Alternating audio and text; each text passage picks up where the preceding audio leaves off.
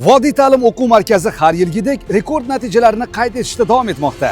O'quv markazlari ichida yuqori natija bilan Prezident maktabiga saralash birinchi bosqichdan 279 nafar o'quvchimiz muvaffaqiyatli qabul qilindi. Muhammad al-Xorazmiy nomidagi ixtisoslashtirilgan maktabga 100 nafardan ortiq o'quvchilarimiz, ya'ni 75 nafari Namangandan, 25 nafardan ortig'i Andijon, Farg'ona, Toshkent va boshqa viloyatlardan qabul qilinishdi. Qolaversa, ixtisoslashtirilgan maktablarga 250 dan ortiq o'quvchilarimiz qabul qilindi.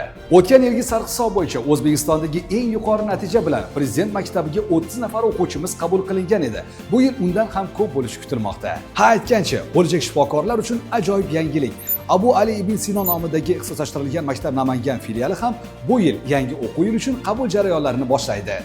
5 va 6 sinf o'quvchilari bunday imkoniyatni qo'ldan boy bermang. Vodiy ta'lim o'quv markazimizda alohida tayyorlov kurslarimiz mavjud. Buning uchun yuqori saviyali ustozlarimiz jalb qilingan. Shoshiling. Sizning farzandingiz ham yuqoridagi eng iqtidorli bolalar ta'lim oladigan Prezident maktabi yoki ixtisoslashtirilgan maktablarda ta'lim olishga munosib. 2, 3, 4 sinfda o'qiydigan maktab o'quvchilari uchun yangi qabulimiz boshlandi. Bu orzularni esa biz bilan birgalikda amalga oshirish imkoniga egasiz. 8 avgust shanba kuni soat 9:00 da qabul imtihoni bo'lib o'tadi.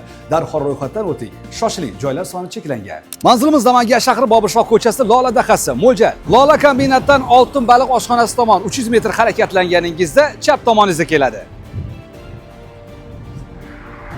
Yoki Lola akademik litsey yonidan kirganda ko'chada joylashgan.